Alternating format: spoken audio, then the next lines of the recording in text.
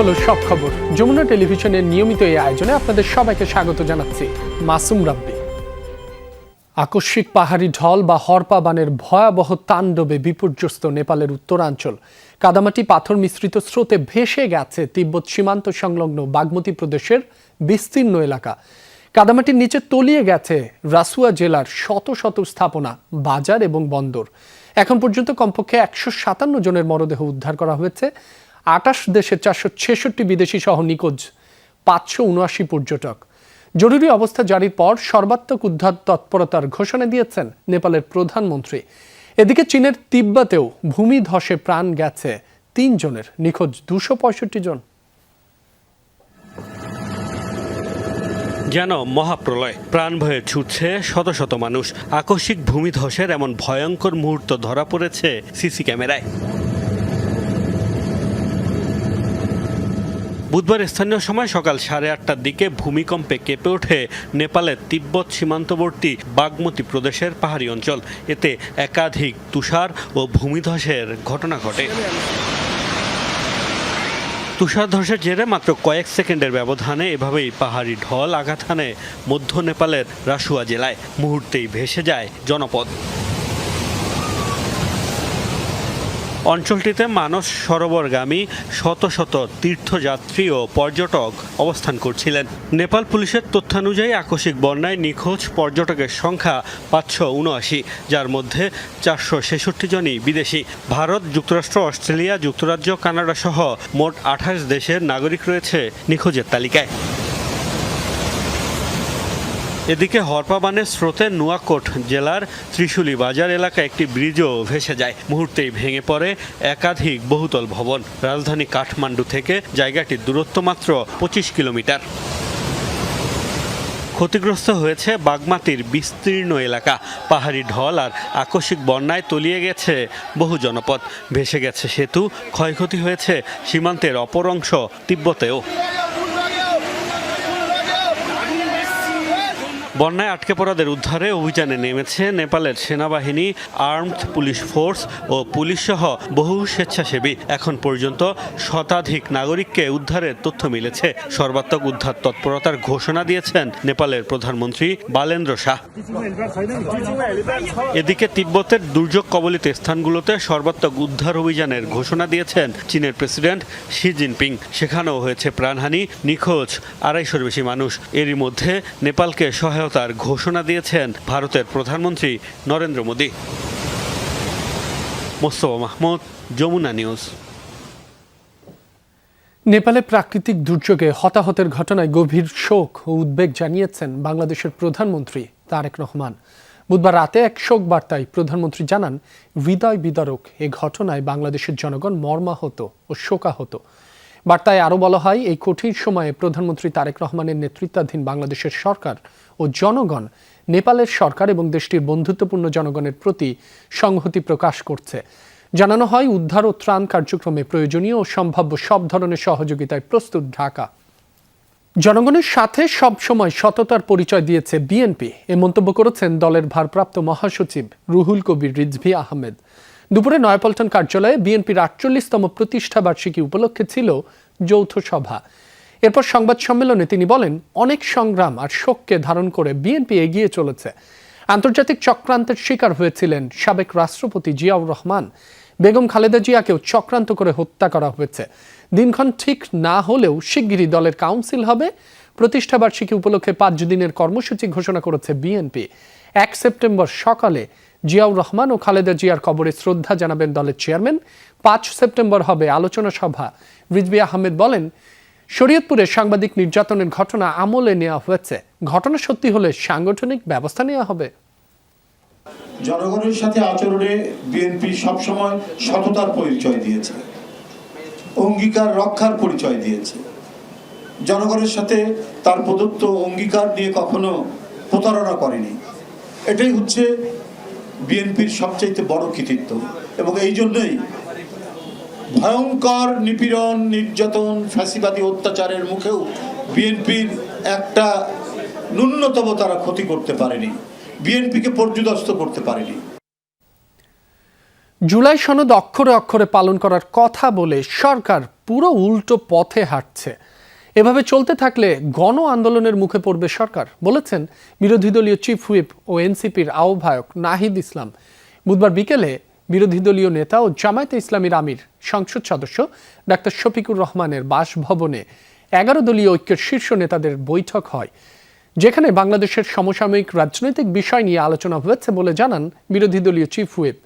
দেশে গ্যাস ও বিদ্যুতের সংকটের কারণে যে জনদুর্ভোগ সৃষ্টি হয়েছে সে বিষয়ে বিরোধী দলীয় হিসেবে কি ভূমিকা হিসেবে বিষয়েও আলোচনা হয়েছে বলে জানান নাহিদ ইসলাম। অভিযোগ করেন, যেসব আইন নিয়ে উদ্বেগ প্রকাশ করেছিল জামায়াত এনসিপি তা বাস্তবায়নে ব্যর্থ সরকার। বৈঠক শেষে আগামী 30 আগস্ট লং মার্চে সাধারণ মানুষকে যোগ দেওয়ার আহ্বান জানান তিনি। ফ্যাসিবাদী আমলের থেকেও খারাপ আইন তারা তৈরি করার চেষ্টা করছে, ফলে সেটা যদি তারা চেষ্টা করে, আমরা আগেও বলেছি যে তাদেরকে অবশ্যই গণ আন্দোলনের মুখে পড়তে হবে। আমাদের যে লং মার্চ, সেই লং মার্চ নিয়েও আজকে আলোচনা হয়েছে। আমরা আপনাদেরকে মাধ্যমে জনগণকে আহ্বান করছি সেই লং মার্চে স্বতঃস্ফূর্তভাবে অংশগ্রহণের জন্য। ভেদাভেদ ভুলে দেশ ও বিশ্বজুড়ে শান্তি প্রতিষ্ঠার আহ্বান জানিয়ে পালিত হলো পবিত্র ঈদে মিলাদুন্নবী। হিংসা বিদ্বেষ নয়, মহানবীর আদর্শ অনুযায়ী সম্প্রীতির বার্তা ছড়িয়ে দেওয়া হয় আন্তর্জাতিক শান্তি মহাসম্মেলনে, যার আয়োজনে ছিল আঞ্জুমানে রহমানিয়া মইনিয়া মাইজ ভান্ডারিয়া। সোহরাওয়ার্দী উদ্যান থেকে বের হয় বর্ণাঢ্য জশ্নে জুলুস, যেখানে যোগ দেন 12টি দেশ থেকে আসা আন্তর্জাতিক খ্যাতিসম্পন্ন সুফি স্কলাররা। বিশ্বজুড়ে চলমান অস্থিরতায় মহানবীর ন্যায় ও শান্তির বার্তা ছড়িয়ে দেওয়ার আহ্বান জানান বক্তারা। প্রিয় নবীর জন্মদিবসে আনন্দ আর উৎসবে মাতেন তারা। বর্ণাঢ্য শোভাযাত্রার নেতৃত্ব দেন আঞ্জুমানে রহমানিয়া মইনিয়া মাইজ ভান্ডারিয়ার চেয়ারম্যান সৈয়দ সাইফুদ্দিন আহমেদ মাইজ ভান্ডারি। রাসূলের নাম স্মরণের পাশাপাশি নবীজি দেখানো পথে জীবন পরিচালনার ব্রত গ্রহণ করেন সবাই। দোয়েল চত্বর, শিক্ষা ভবন, সচিবালয় ঘুরে আবার একই স্থানে শেষ হয় দীর্ঘ জশ্নে জুলুস। আমার পাত্রের শান্তি প্রগতি আমরা এবং দয়াল দরিদ্র নবীজির শুভ আগমন উপলক্ষে আমরা যারা আসছি আজকে শুভ জন্মদিন। হযরত মুহাম্মদ মুস্তাফা সাল্লাল্লাহু আলাইহি ওয়াসাল্লাম এই দিনে দুনিয়াতে আসছেন, এই দিনই দুনিয়া থেকে গেছেন। আল্লাহ রাসূল সাল্লাল্লাহু আলাইহি ওয়াসাল্লাম এসেছেন দয়া মায়া ইহসান ইহতারাম নিয়ে। আলহামদুলিল্লাহ বলেন। এটাকে বুঝতে হলে আদবের নজর, ঈমানের নজর, ভালোবাসার নজর দিতে হবে। বেআদবের নজর, মুনাফিকের নজর দিয়ে এই মাহফিলকে চিনা যাবে না। লাখো মানুষের অংশগ্রহণে চট্টগ্রামের জনসমুদ্রে পরিণত হয় বর্ণাঢ্য জশ্নে জুলুস। পবিত্র ঈদে মিলাদুন্নবী উপলক্ষে প্রতি বছরের মতো এবারও বের করা হয় বিশেষ শোভাযাত্রা।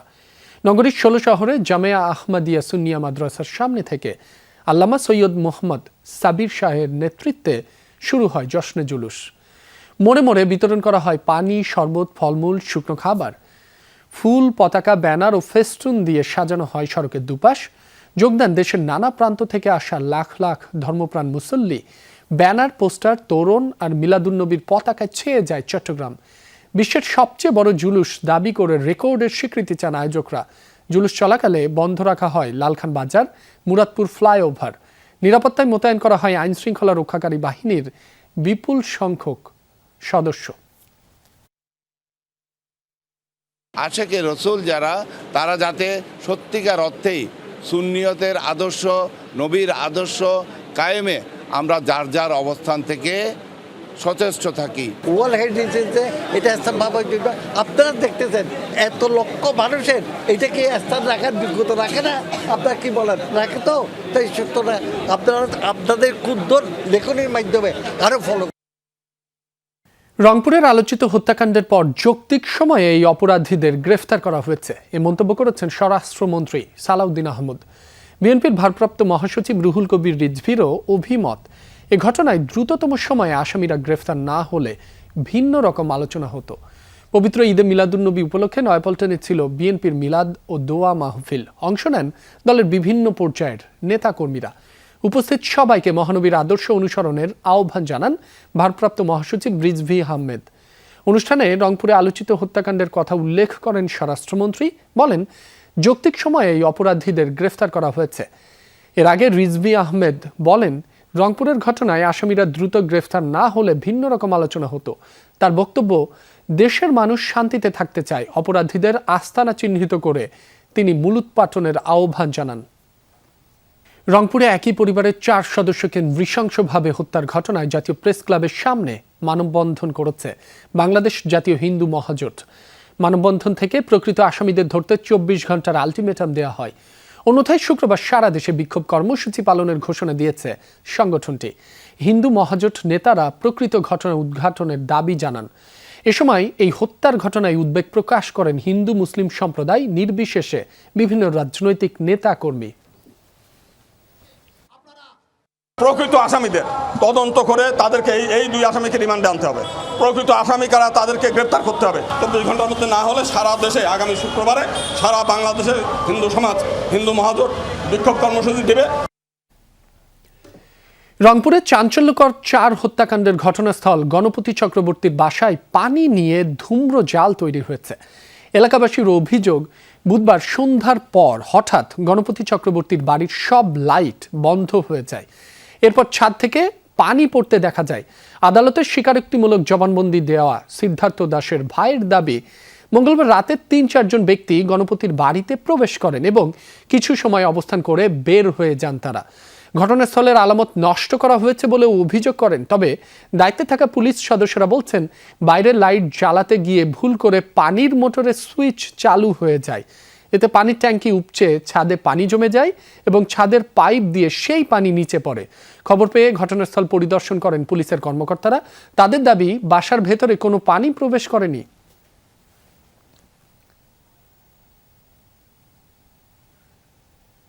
এদিকে অবসরপ্রাপ্ত শিক্ষক গণপতি চক্রবর্তী ও তার স্ত্রী সন্তানদের হত্যার ঘটনায় সর্বদলীয় মতবিনিময় সভা করেছেন স্থানীয় এমপি মাহবুবুর রহমান বেলাল। বুধবার সন্ধ্যায় রংপুর সার্কিট হাউস মিলনায়তনে এই সভা অনুষ্ঠিত হয়। সভায় বক্তারা বলেন, গণপতি চক্রবর্তীর পরিবারের সদস্যদের হত্যার ঘটনা শান্তিপূর্ণ রংপুরকে অস্থিতিশীল করার গভীর ষড়যন্ত্রের অংশ হতে পারে। এ ঘটনায় জনমনে তৈরি হওয়া সব প্রশ্নের যৌক্তিক ও দ্রুত সমাধান করতে পুলিশকে কার্যকর পদক্ষেপ নেওয়ার আহ্বান জানান তারা। যশোরে অভিযান চালিয়ে অবৈধভাবে মজুতকৃত 271 বস্তা সার জব্দ করেছে উপজেলা প্রশাসন। বুধবার সকালে চৌগাছা উপজেলার পরবাজার এলাকায় অভিযান পরিচালনা করা হয়। এ সময় স্থানীয় ব্যবসায়ী খায়রুল ইসলামের গুদাম থেকে অবৈধভাবে মজুতকৃত 271 বস্তা এমওপি, টিএসপি, ডিওপি এবং ইউরিয়া সার জব্দ করা হয়। মজুতকৃত এ সকল সার সরকার নির্ধারিত মূল্যের চেয়েও বেশি দরে বিক্রি করে আসছিলেন খায়রুল। এই ঘটনায় তাকে 20,000 টাকা অর্থদণ্ড দেয় ভ্রাম্যমাণ আদালত। জব্দকৃত সারগুলো সরকার নির্ধারিত দামে বিক্রি করা হবে। এদিকে দিনাজপুরের সদর ও কাহরোল উপজেলায় অভিযান চালিয়ে অবৈধভাবে মজুত করা 669 বস্তা সার জব্দ করেছে প্রশাসন। বুধবার সকালে সদর উপজেলার পুলহাটে অভিযান চালায় প্রশাসন। এ সময় একটি হাস্কিং মিল থেকে অবৈধভাবে মজুদ রাখা 217 বস্তা সার জব্দ করা হয়। মিল মালিককে 1.5 মাসের সশ্রম কারাদণ্ড ও 30,000 টাকা জরিমানা করে ভ্রাম্যমাণ আদালত। এছাড়া কাহারোলে মেসার্স অরিন ট্রেডার্স থেকে অবৈধভাবে মজুতকৃত 452 বস্তা সার জব্দ করে প্রশাসন। পরে অভিযুক্ত ব্যবসায়ীকে 1 মাসের সশ্রম কারাদণ্ড ও 30,000 টাকা জরিমানা করা হয়। দেশে সারের কোনো সংকট নেই, প্রয়োজনের তুলনায় অতিরিক্ত মজুদ রয়েছে বলেও আশ্বস্ত করেছেন কৃষিমন্ত্রী আমিনুর রশিদ। মুন্সিগঞ্জে এক অনুষ্ঠানে এসব কথা বলেন মন্ত্রী। দিনাজপুরে সমাজ কল্যাণ মন্ত্রী বলেন, সার ও বিদ্যুৎ ইস্যুতে উস্কানি দিচ্ছে স্বৈরাচার ও তাদের দোসররা। আর ত্রাণমন্ত্রী জানিয়েছেন, খুব শিগগিরই বাড়ানো হবে ডিলারের সংখ্যা। এই মুহূর্তে যত সারের প্রয়োজন আছে তার থেকে বহুগুণ বেশি আমার গোদামে আছে। তারপরও একটা গ্রুপ দুনিয়ার যত 2 নম্বর ক্রাইসিস তৈরি করার জন্য এখানে পলায়নকৃত স্বৈরাচার এবং তাদের দোসররা উস্কানি দিয়ে মানুষকে এরকম একটি বিশৃঙ্খল কাজে উৎসাহিত করেছে। বাংলাদেশে কোনো সারের ঘাটতি নেই। আমরা চেষ্টা করতেছি যাতে ডিলারের সংখ্যা বাড়ানো যায়, প্রতি ইউনিয়নে আরেকজনকে বাড়ানো হবে। খুচরা বিক্রেতার সংখ্যা আমরা বাড়িয়ে দিচ্ছি। 2027 সালেই তিস্তা মহাপরিকল্পনার কাজ শুরু হবে, এমনটাই বলেছেন পানি সম্পদ প্রতিমন্ত্রী ফরহাদ হোসেন আজাদ। বিকেলে নীলফামারী ডোমার উপজেলার চিলাহাটিতে প্রতিমন্ত্রী বলেন, এ প্রকল্প বাস্তবায়নের মাধ্যমে উত্তরাঞ্চলের কয়েক লাখ মানুষের দীর্ঘদিনের দুঃখ দুর্দশা লাঘব হবে। অভিযোগ করেন, বিরোধী দল কৃত্রিমভাবে সারের সংকট তৈরি করে সরকারের ভাবমূর্তি ক্ষুণ্ণ করার চেষ্টা করছে। বিগত আওয়ামী লীগ সরকারের আমলে নিয়োগপ্রাপ্ত সার ডিলাররা এখনো দায়িত্ব পালন করে যাচ্ছেন বলেও জানান তিনি। তিস্তা মহাপরিকল্পনা নিয়ে আমরা দফায় দফায় কাজ করছি। আশা করছি ইনশাল্লাহ 2027 সালে আমরা তিস্তা মহাপরিকল্পনার কাজ শুরু করবই। রাজধানীর বাদামতলী ও বাবুবাজার এলাকায় যানজট নিয়ন্ত্রণে বিশেষ অভিযান চালিয়েছে ডিএমপি ট্রাফিক বিভাগ। এ সময় অবৈধ পার্কিং ও ফুটপাত দখলের অভিযোগে বেশ কয়েকটি ট্রাককে জরিমানা করা হয়। সেই সাথে শত শত দোকানপাট সরিয়ে দেওয়া হয়। পুলিশ বলছে, রাস্তা ও ফুটপাত সাধারণ মানুষের চলাচলের উপযোগী না হওয়া পর্যন্ত তাদের অভিযান চলবে। বুধবার অবৈধ ভাসমান দোকানের বিরুদ্ধে অভিযানের খবর পেয়ে ব্যস্ত হয়ে পড়েন দোকানিরা। পুলিশ বলছে, রাস্তা ও ফুটপাত দখলের কারণে প্রতিদিনই ভোগান্তিতে পড়ছেন সাধারণ মানুষ। ব্যবসায়ীদের সঙ্গে একাধিকবার আলোচনা করেও সমস্যার সমাধান হয়নি। সাময়িক দুর্ভোগ হলেও পুলিশ চলে গেলে আবারও ফুটপাতে বসবেন বলে জানালেন ভাসমান দোকানিরা। একই চিত্র বাবুবাজার ব্রিজের নিচেও। সিটি কর্পোরেশন থেকে জায়গা ইজারা নিয়ে সেখানে চলছিল কার পার্কিং। পাশাপাশি সড়ক জুড়ে শত শত দোকান ও ফুটপাত দখল করে ব্যবসা চালায় তৈরি হচ্ছিল তীব্র যানজট। ভোগান্তি কমাতে ট্রাফিক পুলিশের আহ্বানে ইজারা বাতিল করেছে ঢাকা দক্ষিণ সিটি কর্পোরেশন।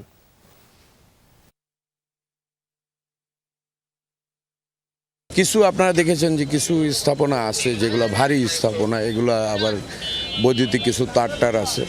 এটা হয়তো আমরা সামনে সিটি কর্পোরেশন নিয়ে বাকিটুকু খালি করে দিব। ভাসমান দোকান হিসাবে ব্যবহার করেন, রাস্তার উপরে রাখেন, পিছনের ডালাটা তারা খুলে দেন এবং ওখানে বসেই তারা বিক্রি করেন। তো বিক্রি করতে তো স্বাভাবিকভাবে অনেক সময় লাগে। এইটা যদি তারা করেন তাহলে কিন্তু ওনারা যেতে পারবেন না, রাস্তা এইভাবেই ব্লক থাকবে। চাঁপাইনবাবগঞ্জে প্রাথমিক ও গণশিক্ষা প্রতিমন্ত্রী ববি হাজ্জাজের উপস্থিতিতে জেলা পরিষদের প্রশাসকের সাথে বাকবিতণ্ডায় জড়ালেন বিএনপির দুই নেতা। বুধবার দুপুরে শহরের শহীদ সাটু হলে সরকারি প্রাথমিক বিদ্যালয়ে ফিডিং কর্মসূচি শীর্ষক প্রকল্পের কার্যক্রম নিয়ে ওরিয়েন্টেশন এবং প্রাথমিক শিক্ষার মান উন্নয়ন নিয়ে মতবিনিময় সভা হয়। এতে প্রধান অতিথি ছিলেন প্রাথমিক ও গণশিক্ষা প্রতিমন্ত্রী ববি হাজ্জাজ। অনুষ্ঠান শেষে বের হওয়ার সময় এই ঘটনা ঘটে। জেলা বিএনপির সদস্য সচিব রফিকুল ইসলাম বলেন, মন্ত্রী এলাকায় গেলে জেলা বিএনপি, পৌর বিএনপি ও অঙ্গ সহযোগী সংগঠনের নেতাদের আমন্ত্রণ জানানোর কথা, অথচ প্রতিমন্ত্রী চাঁপাইনবাবগঞ্জে মতবিনিময় সভা করলেও জেলা বিএনপি কিংবা পৌর বিএনপির কাউকে দাওয়াত দেওয়া হয়নি। বিষয়টি প্রতিমন্ত্রীকে জানাতে গেলেই বাকবিতণ্ডা হয়। অন্যদিকে জেলা পরিষদের প্রশাসক হারুনুর রশিদ জানান, সভাটি ছিল সম্পূর্ণ সরকারি ও মন্ত্রণালয়ের অনুষ্ঠান, যেখানে কোনো রাজনৈতিক দলের নেতা কর্মী বা ব্যক্তিকে দাওয়াত দেওয়ার কথা নয়। বাংলাদেশের মানুষের সঙ্গে শেখ হাসিনা যে অন্যায় করেছেন এবং গণহত্যা চালিয়েছেন তার পরিণতি তাকে ভোগ করতে হবে, এমনটাই মন্তব্য করেছেন এনসিপির উত্তরাঞ্চলের মুখ্য সংগঠক সার্জিস আলম। সন্ধ্যায় রাঙ্গামাটিতে এনসিপির সাংগঠনিক সমন্বয় সভায় তিনি বলেন, ডিসেম্বরে দেশে ফেরার কথা বাদ, শেখ হাসিনার কবরও বাংলাদেশে হবে না। সভায় 3 পার্বত্য জেলায় সুষম উন্নয়ন ও সম্পদের ন্যায্য বন্টন নিশ্চিত করার দাবি জানান এনসিপির এই নেতা। পার্বত্য অঞ্চলের শিক্ষা, স্বাস্থ্য ও যোগাযোগ ব্যবস্থার উন্নয়নের ওপর গুরুত্ব আরোপ করে সার্জিস আলম বলেন, পাহাড়ের মানুষের ন্যায্য অধিকার ও উন্নয়ন নিশ্চিত করতে হবে।